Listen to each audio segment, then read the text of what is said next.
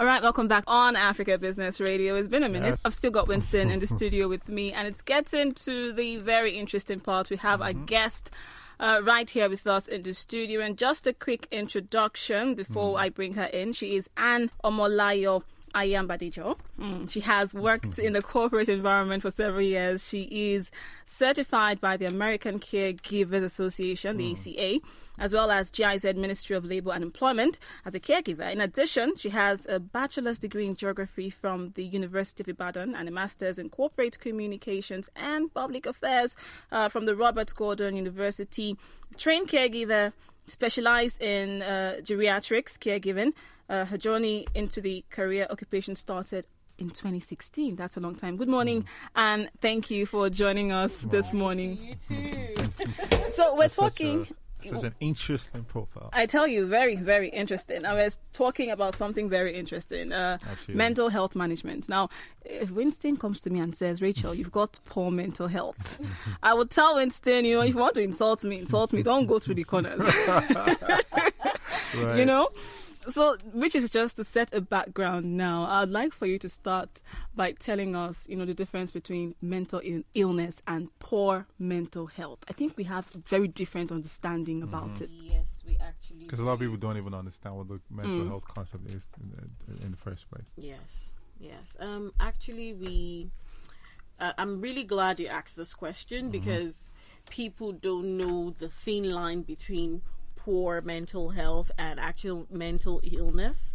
They think it has to do with being institutionalized, Right. and they run away from even a visit to, if you mention the psychiatric hospital, they'll say, oh, it's like Yaba left, and they're Right. really like, no, has a they negative believe they're going to be connotation. committed and all that, but it's actually not the The case. So when you say poor mental health, it means, for example, stress. When we go through oxidative stress, Yeah. we tend to exhibit some certain behaviors, like, for instance, we're cranky, we're literally short-tempered. I mean, it's actually bothering on your mental frame of mind. Right. And in fact, in offices now, some people have started the guidance and counseling unit to help workers, be more effective or efficient at what they are doing. Right. Because their state of mind, they bring all the family issues. You see, pressure, peer pressure, work pressure, family pressure can put you in a certain poor Absolutely. state of mind. I tell you. But when you say mental health, it actually means the loss of one's ability to control their mind, insanity. You can tell the difference when you see people who actually can't even remember their name. They're just everywhere. Some of them are quite aggressive. Yeah.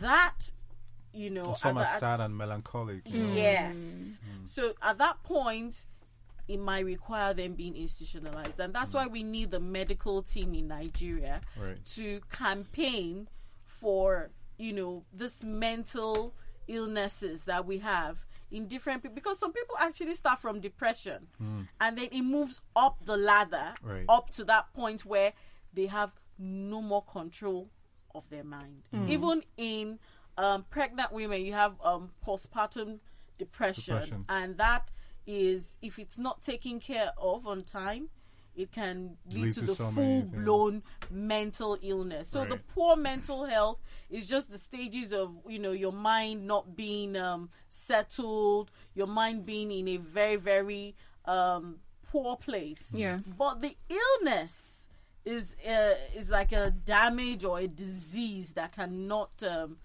you can actually have it can be reversible, and then sometimes It is it has to be irreversible. managed. Yes. That makes sense. I came by something from the Centers for Disease Control and Prevention, where they had said that sometimes mental illness and poor mental health contribute to each other. But then someone with poor mental health might not have a mental illness. Yes. And people with mental illness can still experience physical, social, and mental well-being. Yes, actually, to be honest with you, from a caregiver's perspective, is based on, you always need the medical team. I kind of emphasize on that because and that's where the caregivers actually come into place. If you, like, as a caregiver, I can observe your mood. I'm actually trained to observe and monitor you, unlike, you know, somebody who does an everyday 9 to 5 job is not probably trained to observe. And that's why I am a bit passionate about suicide prevention in Nigeria, because it's from the state of poor mental health, and then they decide, okay, I would like to take my life. Right. So it's, I mean, as a caregiver, you're actually taught to observe your client, because even, you remember, we have what you call apathy. Yes. You just lose interest in everything. You don't want to do anything. You wake up, you just wake up. You don't want to take a shower. You don't even want to take a shower. Yeah. You don't want. That's poor mental health. That's not full-blown mental illness. And at that point, if it's not dealt with carefully, you know, with proper counseling, it can actually deteriorate. Yes. So it's actually based on experience. As a caregiver, you would actually report this, you know, to the medical team, so that they can actually prescribe the right drugs, or, you know, it can even be, okay, you know what, you need to leave this environment. Or you need to work out. You need to work out. You need holiday. It can even be as a result of your lifestyle choices. Like, you know, some people are heavy alcohol drinkers. Some people will have bad habits in terms of drug intake. It could be so many. Even sugar can actually affect your brain. True. And if you're not taking it in the right, because you see, you're feeding your brain a lot of nutrients. So it can either be positive or negative. And these things actually affect. And that's why you have, when I talk about poor mental health, I come to a place like dementia. It has its stages before it becomes full blown, and it deteriorates really fast.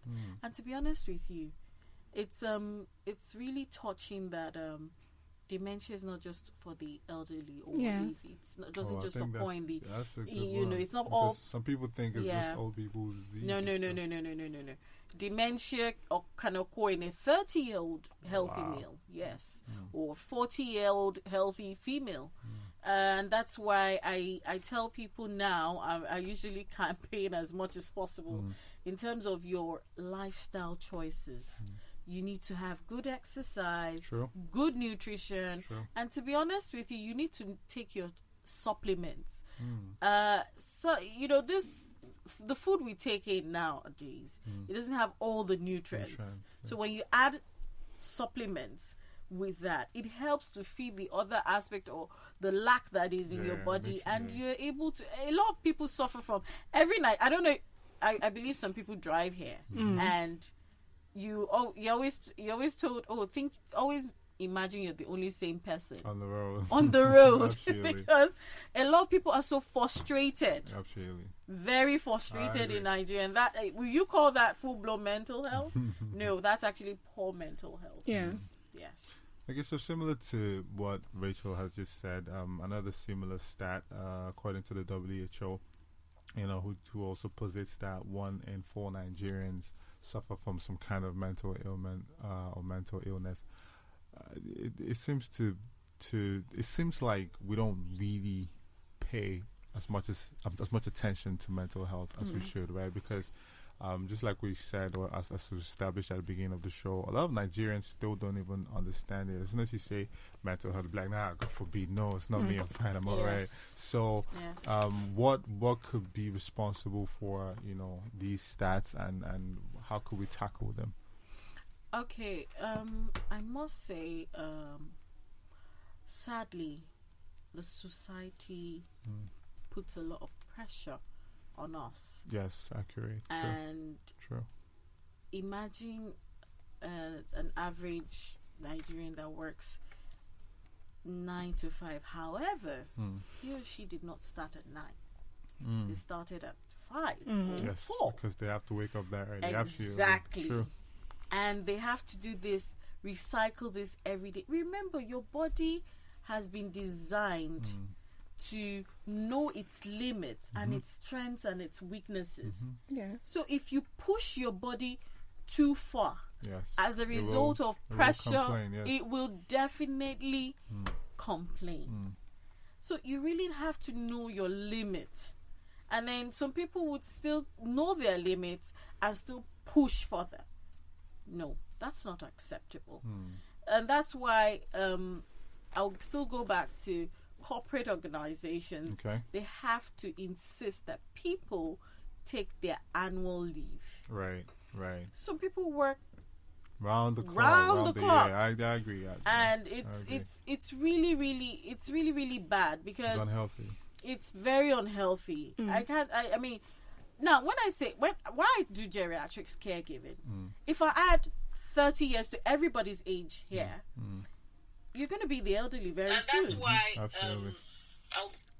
You are. Now, you can actually build a lifestyle now to prevent all the health issues that will come with the aging process. A lot of the things we have, challenges we've tackled with the elderly is as a result of their lifestyle all the way younger. Absolutely. Apart from the things that come with the aging process, which we all know, you could actually prevent it. So, I mean, why not do that? And really, I enjoy taking care of the elderly because it's a mirror effect. When I take care of them, I see what I should not be doing. Right. That makes sense. Right. So I always invite people. It's not about you being just a care. Visit the elderly. It would show. See, their lives. They are all telling a story. When you see an elderly person, the wrinkles, the decline in their mental health, physical health, it's telling you a story of how not to do certain things. And we really need to demystify the whole it is. I'm not saying we should not think spiritual, but we also need to look at other options. Right. Dementia, for instance, is very closely associated with incontinence. And that's what people always say, the elderly, they're always experiencing incontinence. That's why I don't like them. Guess what? You don't have compassion on them now. Just hope that you're not going to be in their shoes in the next 30 years. Absolutely. So why don't you ask yourself, why is this person having incontinence? I mean, some people don't know that giving an elderly person coffee is a diuretic for them. And some of them have incontinence as a result of coffee intake. Right. Or tea intake. Yeah. We don't know portion control in this country. We take one cup, big mugs. Yeah. And at the end of the day, it's actually doing more harm than good. True. Right. And guess what? You do not give an elderly person a big mug of water. You regulate their water intake. It's very important. Right. So a lot of things, like I said, taking care of the elderly is a mirror effect for me. It's actually made me conscious of myself and what I ought to be doing right now. Yes. Guess what? Another thing is our bones start declining in the way they absorb minerals at the age of 30. Oh, wow. So right now, you have to know how to keep your bones healthy, because by the time you're getting older, your bones become very brittle because they're no longer absorbing minerals. And that's why you say, we don't want the elderly to fall down, because ambulation for them, once they fall, it takes a longer time for their bones to heal. Because there's no mineral. The mineral there is very little, so it can't really mend the bones. Right. But if you start a lifestyle of taking the right supplements for your bones Early now, enough, you can have stronger bones later. Yes. There's a lot to take in, stuff. really. A whole lot to take in. Yes, And the average Nigerian will give you 1,001 reasons why they don't need a third party to help them take care of their mental health. They'll tell you that, until someone is stuck naked on the road, that is when there's a mental problem going on. Or they'll tell you, well, it's quite expensive. There are other very pressing economic issues that we talked about, feeding, then paying someone else to, so all that two factors, and which is what I want us to talk about self-care in mental health. What are those practices needed to self-manage certain mental disorders?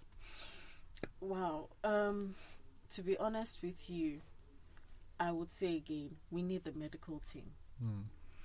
Do not shy away from a psychologist or a psychiatrist.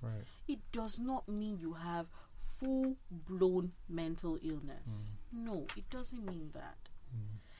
For instance, some people don't understand that anxiety. It is. Oh, anxiety It's a mental state of mind. Serious anxiety and it's some people have else. panic attacks. It's a mental state of mind, and it's you dealing with it now is like you paying it forward in terms of how you'll be as a much older person. Right. So stress. Some people go through a whole lot of stress. I've been a victim of serious stress. I can tell you all about stress. I literally had to put a stop to stressing so much as I was. If not, I don't even know what would have happened to me. Because stress is crazy. Yes. Stress is something we do not know. It's like a big killer, slow killer. Yes, it is. It's like a platform that leads to so many places. Yes, exactly. It opens so many doors. Exactly. Can trigger so many things. Trigger so many things. So what my turning point with that was actually when, because I researched a lot of natural therapies and remedies for a lot of things, right?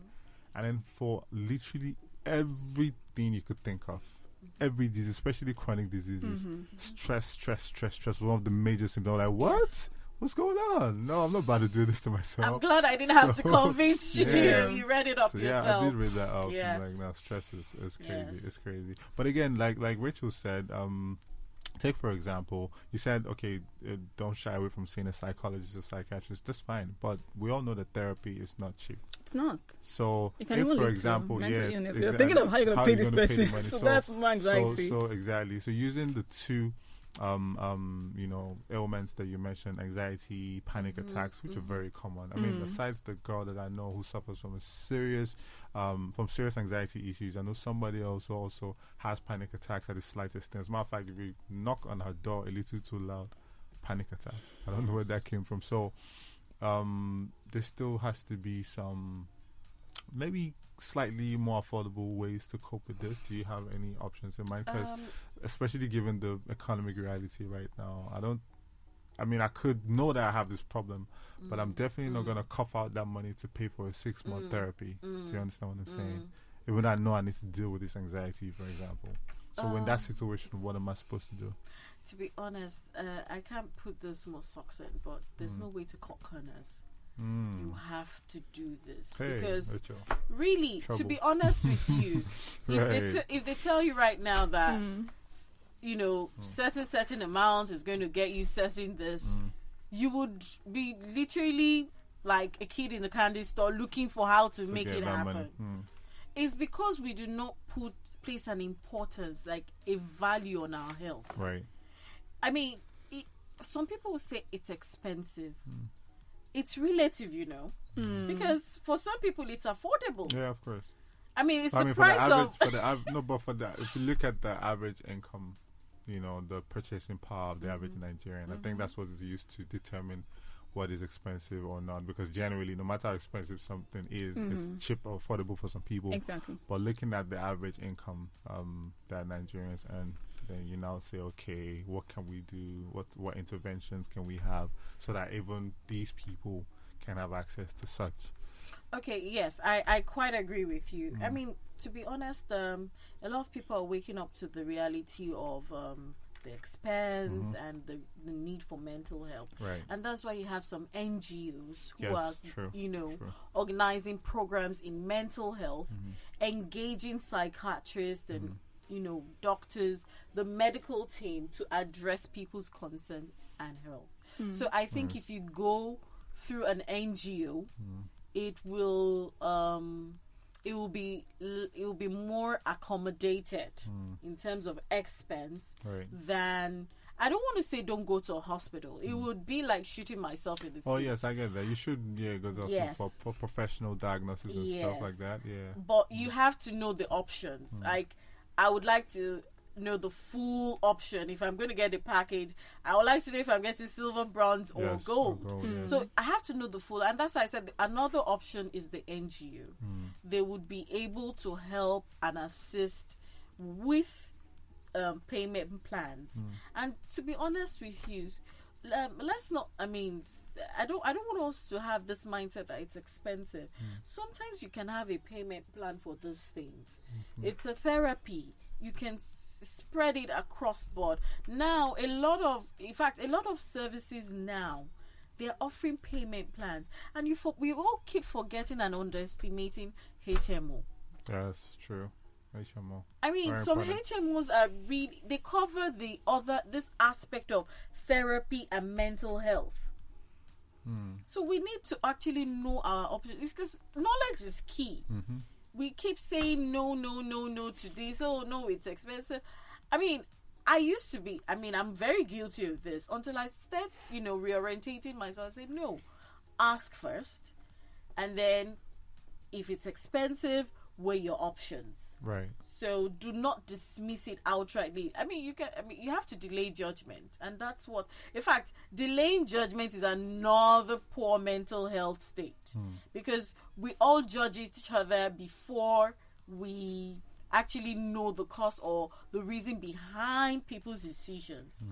And that's why we say, oh, this person has a bit of mental, health issue or poor mental health, but you don't understand what got him up to that point of aggression. There's always a story behind everything. Absolutely. And that's why, as a caregiver, you always have to know the story behind it. Don't just say, oh, this person is exhibiting a lot of aggression and anger, I think I will just conclude and say, oh, he has poor mental health. Right. And then there are just some people, and then yes, I always tell people, you have friends you can just call talk to. Yes. People will listen to your rant. For some people. Yes. You have I used to say have ranting platforms where you can just rant and rant. And to be honest with you, we're all colleagues in the industry. We can always call another colleague who is in the same industry, because they know the challenges. Exactly. They know the challenges of the industry. So when you're ranting, they will just be there listening to you and supporting you. I think the support system needs to be better. It's work in progress for all of us, but we need to actually strive to actually make it a reality. Better support system. Yes. Speaking of support systems now, let's talk about Jordan Spring Care. Now, tell us how the journey has been so far for you guys and what you're about. Wow, that's a very awesome question. Okay, it started with my loved one who was quite ill with dementia, and we had difficulty getting a caregiver for him. Okay, and I had to, pitch in with other family members. We didn't even recognize it on time. It started with, back then in those days, and then it started with, I couldn't remember my way to the house. We just actually thought it was ridiculous. But later on, when it became really serious, we realized that it had started a long time ago. So we started tracking back to the conversations we had with him, and we felt so sad that we didn't recognize this, and it really, we could have managed it better with medication and a lot of love and compassion. People with dementia, they actually think they're stubborn, right? But because but they are not. Their brains can't process as fast as you and I can, because the brain has been damaged or diseased. Right. So when you give them instructions to probably move or, carry out something, or you try to communicate with them, they probably would not respond to you the way an average person would respond to you. So you need a lot of patience, care, and love. And that was what I observed. And, I started feeling very passionate after he passed on. All right. And when I got the opportunity to study and be trained, I just took it without blinking an eye. And since then I have been training, because I realized that we need the proper professional training in Nigeria. Even if we say we want to set up a care home, what standard are we putting in place? Are we just going to employ just random people? No, we have to employ certified caregivers who understand the profession. In fact, I just saw myself at some point as a solution provider, for the. In fact, I'm so close to my grandmother. I just didn't understand why. I call her my best friend. I keep her company all the time. It's not just about because they're ill. They need companionship, and they need assistance with what you call activities of daily living. They need to groom themselves. They need to, and then there's also the instrumental activities of daily living, where they always say in Nigeria that you don't go to an old person's house for free. They would always have to send you on an errand. Sure. Why? They can't do these things themselves anymore. Yeah. I remember when my grandma had a fall. I literally had to compose myself, because the love I had for her, I felt like I was the one that fell, and I was like, I understand that her bones are not as strong as it was 45 years ago, and I'm like, how are you feeling? Until date, she still complains of one ache or the other. Oh, sad. So it's really important for us to understand the elderly, and there's, like I said, understanding the elderly is understanding yourself. It's a mirror effect. It's a mirror effect. I like that. A very big mirror effect. Like start creating your story now. And that's what Jordan Springs Care is all about. Training and consultation. It's interesting that I would also love to consult for people like us right now, so that you're preparing towards that time, that aging process. Absolutely. And you're not caught unawares. You're not surprised that, what is wrong with my body? I don't seem to understand. I can't seem to control my body. All that you would have been better prepared now than in the future. So it's really, really important that we consult and we train. In fact, I would love to do a campaign very soon.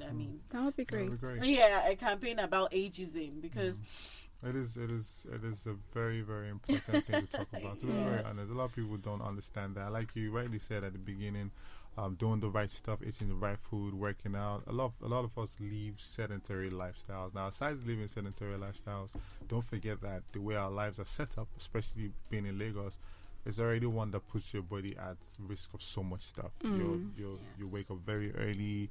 You have to give like 3 hours of your life at least to traffic every day in Lagos.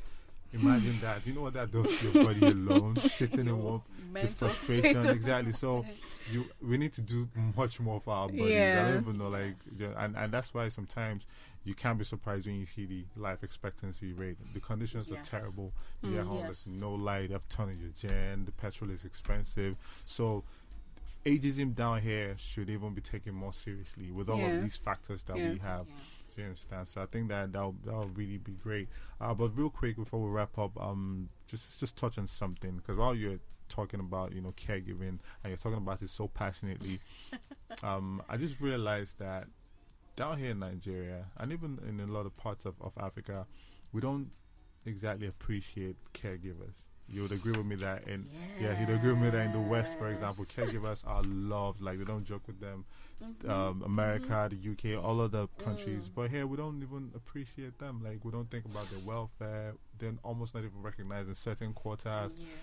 For some people, they just think, you're the auntie now. It's your job to do this now. It's not like that. So they don't even understand that it's actually a full, in fact, more than a full-blown job. And it's a lot. It's tasking. It's not easy to do too. It takes a lot. It takes a lot of temperament. It takes a lot of emotion. It takes a lot. So what do you think can be done to change that? Honestly, it's also another campaign on its own. Okay. A lot of Nigerians ascribe caregiving service to domestic assistance service. Yes, sure. They do not know the difference. Right. And now I need to actually separate them for people to be aware of. Now, a domestic assistant is not trained. Excuse me, please. Is not trained to monitor and observe and work with a medical team to take care of a client. And that's why we unfortunately it's very, very sad that domestic assistants they tend to abuse the elderly. So that's why you have cases of abuse, neglect, because they do not understand. I mean, you can't give what you don't have. Absolutely, you can't. And that's why I'm so passionate about training, because when you're trained, you know what is expected of you. You're able to wear that elderly person's shoe and say, you know what? I am this person's shadow.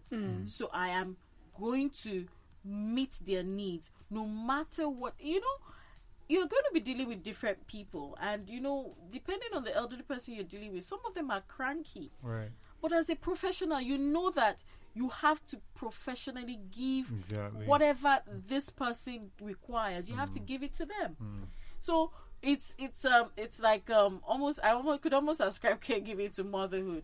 You cannot say when your child is good, you love them. When your child is bad, you have to love them across board every time.